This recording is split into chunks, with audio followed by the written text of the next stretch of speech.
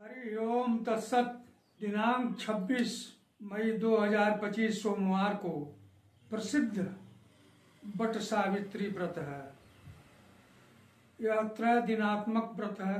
यह 24 मई से प्रारंभ हो रहा है। बट सावित्री व्रत में दो शब्द हैं, बट और सावित्री। बट का अर्थ है बट वृक्ष, जिसको लोक में बरगद कहते हैं, और सावित्री। सावित्री का यहाँ दो प्रकार से अर्थ है। एक मूल अर्थ यह है कि ब्रह्मा की अर्धांगिनी देवी सावित्री है। और एक सावित्री कौन है कि जो सावित्री व्रत के प्रभाव से उत्पन्न हुई थी और उसके पिता ने उसका नाम सावित्री रखा था।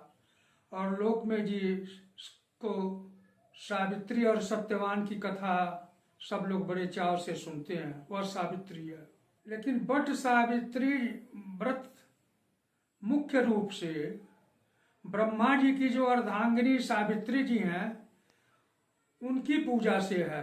इसका विधान यह है कि त्रयोदशी के दिन जो कोई स्त्री इस व्रत को करना चाहती है वह 4 अंगुल का जाति पुष्प या जाति फल का दातौन करे, अपराह्न काल में नदी में जाकर के स्नान करे और स्नान करने के समय अपने बालों को तिल और आंवला के चूर्ण से धोवे, फिर बट वृक्ष के पास आवे और बट वृक्ष के जड़ को जितना संभव हो उतना सींचे। अब यहाँ यह होता है कि बट वृक्ष के जड़ को क्यों सींचा जाता है, तो बट वृक्ष के विषय में यह शास्त्रों में कहा गया है कि बट वृक्ष ऐसा है कि जिसमें ब्रह्मा, विष्णु और महेश तीनों का निवास होता है। और साथ ही ब्रह्मा की जो अर्धांगिनी सावित्री हैं वह भी उसमें आश्रित रहती हैं। कहा गया है कि बट मूले स्थितो ब्रह्मा, बट मध्य जनार्दन, बटाग्रे बसते रुद्र, सावित्री बटमाश्रिता। ये चारों जो है इसमें रहते हैं। तो पहले हमको बट वृक्ष का सिंचन ही जड़ पर करना है और त्रयोदशी के रात्र में एक भुक्त हविष्यान ग्रहण करना है। चतुर्दशी को फिर वही प्रक्रिया करनी है, फिर बट वृक्ष के पास जानी है और उसको जितना सामर्थ्य है उसके अनुसार उसको सिंचनी है। फिर हमें तैयार होकर के सारे जो व्रत के जो अंगीभूत पदार्थ हैं, जैसे अनेक प्रकार के फल, मालपुआ, अनेक प्रकार के और व्यंजन ये बना करके और अमावस्या के दिन हमें वहाँ पहुँचना है। उस समय अपने पुरोहित को साथ लेना है, अगर सधवा स्त्री कर रही है तो अपने सास को साथ लेना है और अन्य सुहागनी स्त्रियों को भी साथ लेना है। वहाँ जा करके पहले पुरोहित जी संकल्प कराएंगे। अखंड सौभाग्य के लिए मैं बट सावित्री का व्रत कर रहा हूँ। जैसे सावित्री के पूजन से महाराज अश्वपति को सावित्री देवी प्राप्त हुई और अखंड सौभाग्य को प्राप्त किया, उसी प्रकार हमें माता सावित्री से प्रार्थना करना है कि हे माता, मुझे भी वही सौभाग्य प्रदान करें। उसके बाद आचार्य जी जो है विधिवत ब्रह्म सावित्री, सत्यवान सावित्री और यमराज का षोडशोपचार या मिलितोपचार या पंचोपचार से पूजन कराएंगे। पूजन की विधि यह है कि 2 बांस की टोकरी हमें लेनी है और उसमें सप्तधान्य भर लेना है। पहली वाली टोकरी में ब्रह्मा और सावित्री देवी की स्वर्णमयी मूर्ति या स्वर्णमयी मूर्ति न उपलब्ध हो तो मिट्टी की मूर्ति या लकड़ी की मूर्ति या जो मूर्ति हो स्थापित करनी है। और एक दूसरे जो टोकरी है बांस की, उसमें भी सप्त धान्य के ऊपर सावित्री और सत्यवान की मूर्ति स्थापित करनी है। जमराज की मूर्ति स्थापित नहीं करनी है, जमराज की नाम मात्र से ही पूजन होता है। यह विशेष ध्यान दें कि ब्रह्मा जी की अर्धांगिनी सावित्री के लिए 2 रक्त वस्त्र और ब्रह्मा जी के लिए भी 2 सफेद वस्त्र अवश्य चाहिए। सावित्री और सत्यवान के लिए अगर वस्त्र उपलब्ध हो तो ठीक है, अन्यथा वैसे भी काम चल सकता है। जमराज के लिए किसी वस्त्र की कोई आवश्यकता नहीं है। पुरोहित जी व्रती का विधिवत पूजन कराने के बाद माता सावित्री को पहले विशेषार्घ्य प्रदान करावे और व्रती कहे कि हे माता, जैसे आप ब्रह्मा जी के साथ आपका कभी विक्षोभ नहीं होता है, इसलिए मेरा भी कभी जन्म जन्मांतर में पति से विक्षोभ न हो। सावित्री के अर्घ के बाद फिर ब्रह्मा जी को अर्घ दिलवाएं, ब्रह्मा जी के अर्घ के बाद फिर जमराज को अर्घ दिलवाएं और जमराज के अर्घ देने के बाद सावित्री जो महाराज अश्वपत की कन्या है उसको भी अर्घ प्रदान करावें, सत्यवान को भी अर्घ प्रदान करावें। इतना कराने के बाद जो व्रती है वह वट वृक्ष की परिक्रमा करे। अगर परिक्रमा 108 बार करे तो ठीक है, नहीं कम से कम 7 बार होना चाहिए। 7 बार भी नहीं होता है, अगर कोई अचलस है तो 1 बार ही करे, लेकिन परिक्रमा जितना करे उतना रक्त सूत्र से उस वट वृक्ष को आवेशित कर दे, यानी रक्त सूत्र वट वृक्ष पर लपेट दे और परिक्रमा करते समय नमो वैवस्वताय चाहे जमाय नमः यही करके परिक्रमा करनी है। उसके बाद सारी सामग्री लेकर के वहाँ जो उपस्थित हों, सुहागिन स्त्रियां हों, ब्राह्मण हों, उनको जो पूजन की सामग्री हो वो सब व्रती जो है बांट दे। बांटने के बाद फिर बैठ करके सावित्री व्रत की कथा सुने। सावित्री व्रत का कथा जो है यह सुनना उसका एक आवश्यक अंग है। इस व्रत की एक और विशेषता है कि दक्षिण भारत में दाक्षिणात्य लोग जो है शुक्ल पक्ष में इस सावित्री व्रत को करते हैं, वट सावित्री को। उनके यहाँ त्रयोदशी, चतुर्दशी और पूर्णिमा को व्रत होता है और पूर्णिमा को चंद्रोदय होने के बाद अर्घ प्रदान करने के बाद फिर स्त्रियां जो है कथा श्रवण करती हैं। किंतु राजस्थान में, पश्चिमी प्रांतों में और इधर पूर्वांचल में कृष्ण पक्ष का ही व्रत जो है होता है और यही चाली है। यह व्रत जो है 3 दिनात्मक है, लेकिन लोक में एक ही दिन का व्रत प्राय अमावस्या को ही स्त्रियां करती हैं। पुरोहित अगर जिनको उपलब्ध हो वो ले जाती हैं, अन्यथा अपने ही जो है पूजन करके और परिक्रमा करके सूत लपेट करके और चली आती हैं। यह भी एक जो है इस व्रत का अंग उपांग है। अब एक बात और बतला रहा हूँ कि जो व्रती है अगर वो सधवा है तो अपने सास के साथ गई है तो सास को जो है चने की दाल के ऊपर या साबुत चने के ऊपर दक्षिणा रख करके उनको दे और उनके पैरों में पड़ करके प्रणाम करे। जितनी सुवासिनी स्त्रियां उपलब्ध हों उनको भी विधिवत दक्षिणा दे और विधिवत उनका सत्कार करे। वट सावित्री व्रत की यह विधि जो है मैंने बतला दी। अब वट सावित्री व्रत के कथा के ऊपर थोड़ा सा प्रकाश डाल रहा हूँ, आप उसे ध्यान पूर्वक सुन लें। ये कथा श्रवण से यह लाभ होगा कि ये वट सावित्री व्रत क्यों होता है इस पर तो मैं प्रकाश डाल चुका हूँ, लेकिन कथा सुनने से भी आप इसको पूर्ण समझ सकेंगे। मध्य प्रदेश में एक अश्वपति नाम के राजा थे, धन धान्य से पूर्ण थे, उनको कोई संतत नहीं थी।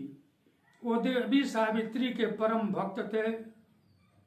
उन्होंने ज्योतिषियों से राय लिया कि हमें संतत प्राप्त करने के लिए, पुत्र प्राप्त करने के लिए क्या उपाय करना चाहिए। ज्योतिषियों ने बतलाया कि आप तीर्थ यात्रा करें और सावित्री तीर्थ जो प्रभास क्षेत्र में है वहाँ चलें, वहाँ विधिवत सावित्री की पूजा करें।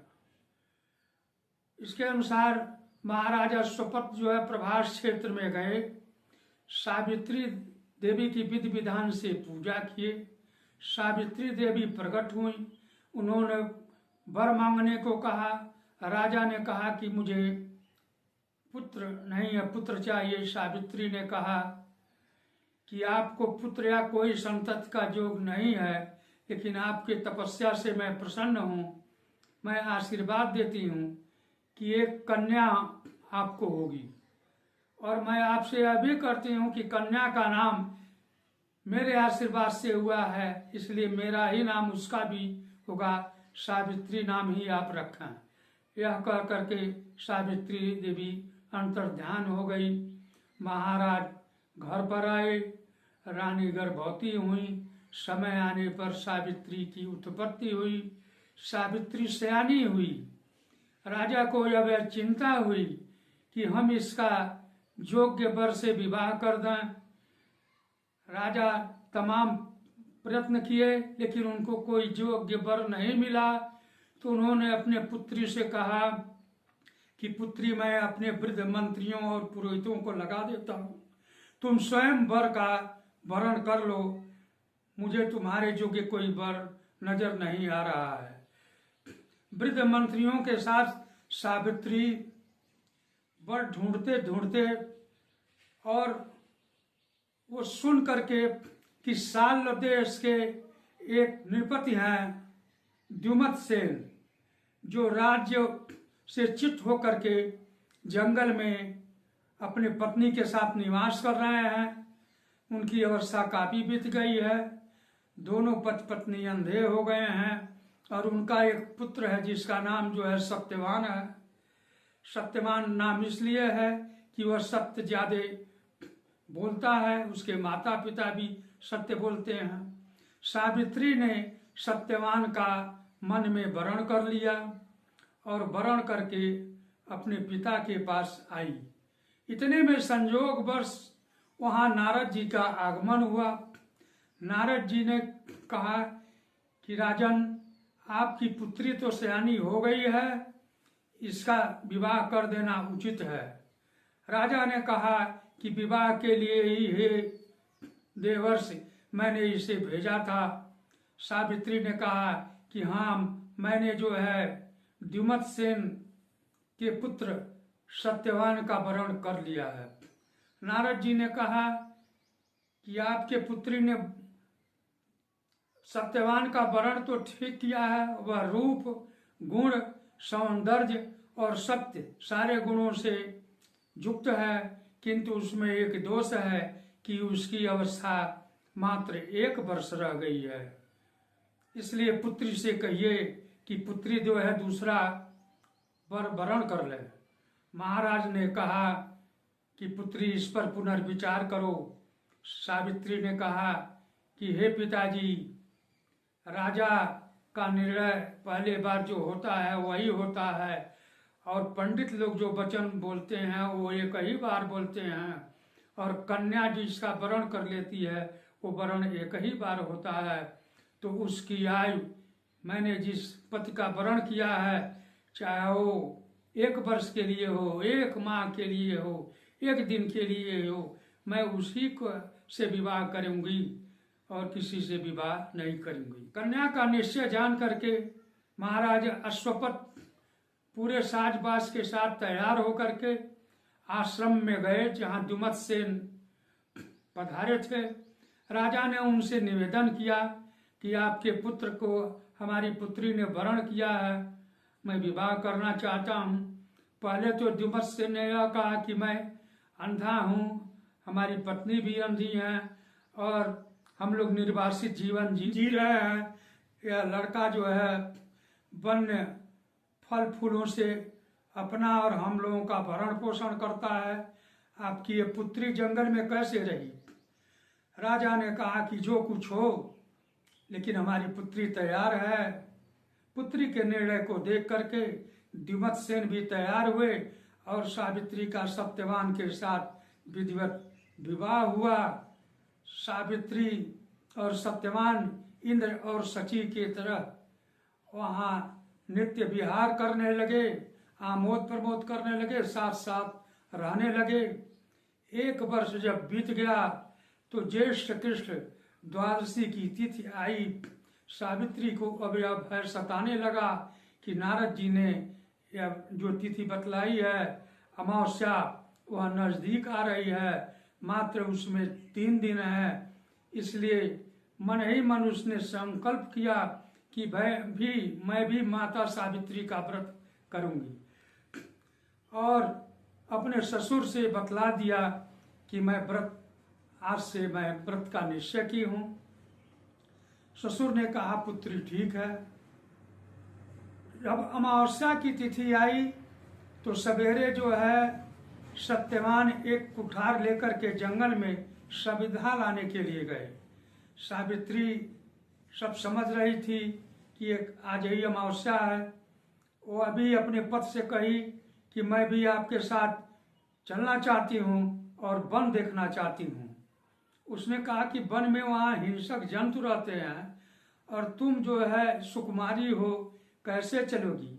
सास ससुर ने भी मना किया, लेकिन सावित्री ने जिद पकड़ ली, नहीं आप लोग आज्ञा दें, मैं इनके साथ जाऊंगी और वन देखेंगी। सावित्री सत्यवान के साथ गई।